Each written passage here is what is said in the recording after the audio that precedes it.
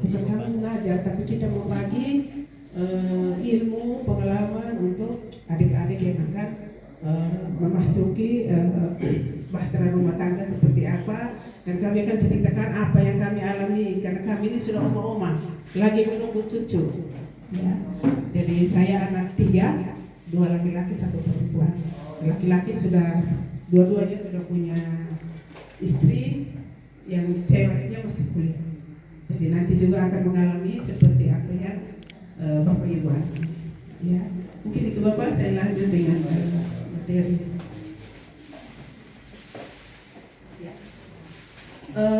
Tentu kita memulai satu kegiatan seperti tadi, tugas yang diberikan kepada saya itu adalah pencegahan stunting. Nah, pencegahan stunting ini sudah hampir 5 atau 6 tahun ini. Itu merupakan isu nasional yang kita harus sama-sama tangani. Banyak yang mengatakan bahwa itu urusannya kami, dia mau stunting mau apa, tapi yang menjadi momok itu adalah pemerintah. Kenapa tidak bisa ditangani secara detail, punya secara apa untuk ditangani stunting seperti sudah disampaikan, bahwa harus ada kerjasamanya antara kita semua. Begitupun calon pengantin, hamil, melahirkan dan menyusui, itu ada tugas kita masing-masing. Jadi tentu di sini ada kebijakan, ada peraturan yang harus dilakukan sebelum kita memasuki pencegahannya seperti apa. Jadi seperti kita lihat di slide itu bahwa sudah direncanakan atau itu ada dalam Perpres nomor 72 tahun 2021 itu tentang pencegahan stunting, di mana dalam Perpres itu ada remaja dan calon pengantin itu merupakan sasaran yang sudah disampaikan, bahwa calon pengantin sekarang yang kami utamakan karena itu dia akan mampu melahirkan dan ada anak sampai dengan 5 tahun. Seperti ini 1000 hari pertama kehidupan itu adalah mulai dari hamil. Jadi kita persiapkan dari Jatim. Tapi ada program yang Dinas Kesehatan lakukan, itu adalah remaja putri. Itu mungkin sebelum pernah untuk persiapan kita seperti sebelum mencari calon pengantin pernah minum tablet tambah darah di SMA. Itu sangat bagus, tapi anak-anak sembunyi di bawah bantal, taruh di dalam saku, tapi sebenarnya itu bagus. Ya, sudah berapa tahun sebelum saya ke rumah sakit itu sudah kita lakukan pemberian tablet tambah darah dari sekolah ke sekolah. Tapi kadang-kadang tidak diminum, katanya, pusing. Tapi sebelum diminum itu harus makan. Bagus sekali untuk tablet tambah darah itu. Pemerintah tidak mungkin memberikan kita tablet tambah darah kecuali tidak diuji dulu. Nah, tapi kita yang salah menggunakannya, sehingga sangat membantu kita untuk tidak lelah. Kan anak-anak kadang begadang, katanya belajar, tapi kita tidak tahu belajar kan atau pegang HP kan. Nah, sampai di sekolah ngantuk. Nah, dengan tablet tambah darah itu bisa ini. Nah, ada yang laki-laki protes, kenapa kami laki-laki tidak minum tablet tambah darah? Betul, sebenarnya laki-laki minum tablet tambah darah, tapi kalau ada diagnosa bahwa ada kurang darah boleh minum. Tetapi yang laki-laki yang di SMA itu mereka menjadi pengawas atau maksudnya mengingatkan teman-teman yang cewek untuk minum obat. Ya, tablet tambah darah itu sangat bagus. Saya rasa masih berjalan kekaulan tablet tambah darah. Ya, jadi itu sangat bagus. Jadi kita sebagai orang tua nanti harus memperhatikan tablet tambah darah itu diminum. Jadi ada jadwal masing-masing sekolah itu setiap hari minum tablet tambah darah. Ada yang tidak diminum, dibawa bilang sampai dulu baru saya minum. Ternyata kita cuci pakaian misalkan dapat di. Jujur saya punya gadis sebelum kuliah dapat di saku rok, dapat di tas. Saya kenapa tidak minum? Tapi itu tadi kembali juga pada perilaku. Apakah anaknya setia untuk minum atau tidak? Nanti akan berdampak pada saat calon pengantin. Sehingga kalau sudah calon pengantin itu akan gampang untuk kita, saya sudah pernah minum, jadi ini bagus. Jadi bagus itu tablet tambah darah. Terus yang kedua, pendampingan semua Jatim. Ya, kami di Dinas KB, saya baru bergabung per bulan yang lalu, tapi sudah 2 tahun. Ada di sini ada yang kader? Tidak. Kalau ada yang kader itu ada pekerjaannya yang akan dilakukan oleh kader. Itu melakukan pencatatan dari rumah ke rumah.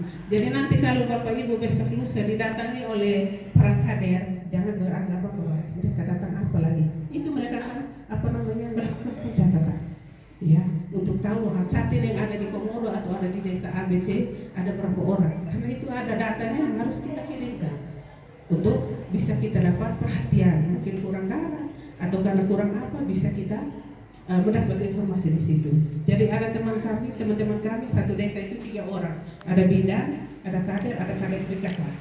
Jadi terima mereka, jangan ibu datang halo kita keluar dari belakang, tidak ada ibunya, tapi kita harus terima mereka dan itu akan mereka melakukan pencatatan supaya data kita dikirim ke pusat seperti tadi bilang mendapatkan bantuan atau apa, kita ada nama. Jangan sampai data-data saya begini tapi saya tidak ada nama, karena ibu kadernya data kita bilang ada keluar, kita tidak terima. Habis itu baru kita tuntut. Kenapa saya punya nama tidak ada? Karena kita tidak terima tamu yang datang mungkin membawa informasi untuk kita, ya. Terus berikut capaian kita untuk stunting ini memang sangat tinggi, ya. Kita dari tahun untuk NTT tahun 2023 itu 15,2, turun 1 dikit. Harapannya turun 1 lagi. Untuk Manggarai Barat 2023 ukurannya itu 8,2. Harap turun lagi nanti Agustus ini. Saya tidak tahu apakah Agustus ini sudah ada. Ini sudah September. Dari datanya masih dianalisa, ya, karena semua kecamatan kan kita atau desa harus ada apa? Ya, ini ada Februari. Kalau hasil Februari ini 8,8. Mudah-mudahan Agustus yang baru masuk berapa hari kita September ini turun lagi. Ya, jadi harapan di 2024 seluruh Indonesia itu data stunting harus 14,2.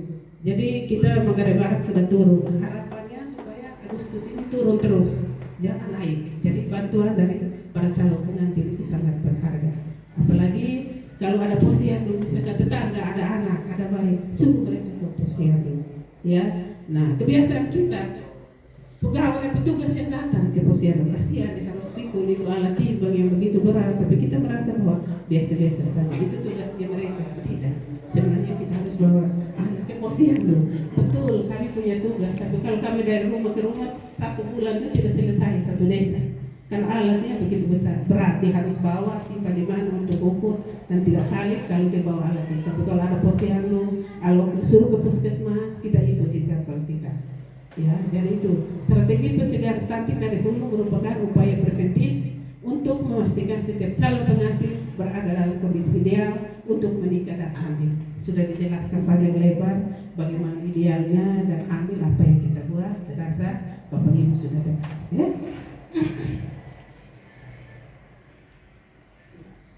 Di desa juga ada layanan stunting di sana. Seperti tadi kayak kesehatan ibu dan anak, konseling gizi.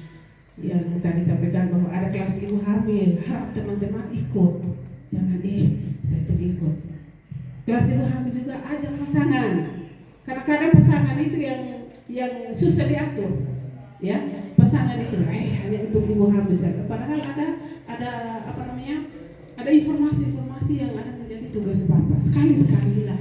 Memang Bapak yang cari uang, tetapi sempatkan waktu setiap hari cari uang. Tapi kalau ada kelas ibu hamil ikut, karena di situ adalah informasi untuk kita, kan untuk Bapak dan Ibu, kan untuk kami petugas kesehatan. Kami sudah lewati semua itu. Kalau mau berpikir, kami sudah digaji oleh pemerintah untuk apa sibuk-sibuk. Tapi kami mengingat Bapak Ibu, generasi emas ke depan tahun 2045 kita harus sudah bebas dari segala macam stunting, malaria atau apa, kita harus bebas dari situ.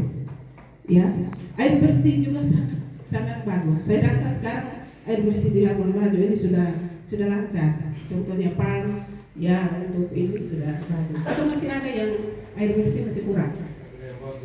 Lebar belum. Oh, kami di Labuan Bajo ini ya syukur.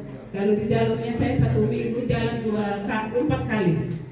Jadi dulu air bersih ini, kita selalu masalah dengan air bersih. Tapi sekarang air bersih itu air bersih juga salah satu penyebab stunting. Kalau kita tidak ada air untuk konsumsi yang bersih, itu juga menjadi ini. Nah, semua stakeholder yang ada di Manggarai Barat ini sudah bekerja sama. Bagaimana dinas PU punya peran apa, dinas kesehatan apa, kami dinas KB apa. Tapi semuanya ini kami harus tahu macam seperti ini bicara begini. Sebenarnya air bersih itu adalah PU, tapi masuk juga di dinas KB, masuk juga di dinas kesehatan.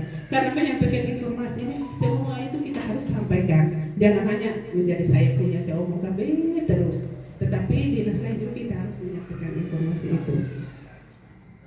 Terus yang berikut terkait perlindungan sosial. Nah, misalkan ada bantuan-bantuan dari apa, gunakan itu. Saya sangat misalkan dari dinas sosial. Setiap bulan pembagian PKH kan ada untuk ibu hamil, ada untuk anak sekolah.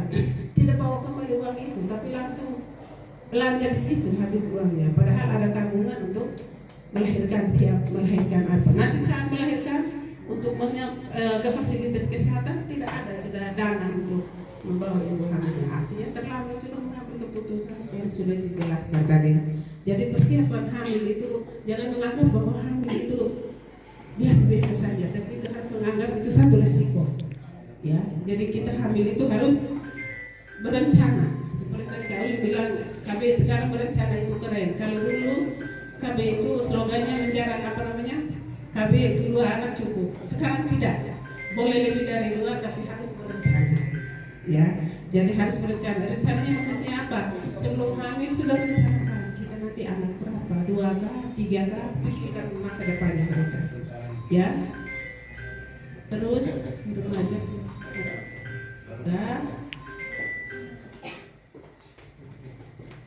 Ya ini Perpres tadi dia punya penjelasannya itu ada di dinas desa juga ada. Ini sudah dijelaskan juga tadi bahwa ini pemikiran dari isi pikiran dari Perpres 72 itu tentang pendekatan intervensi gizi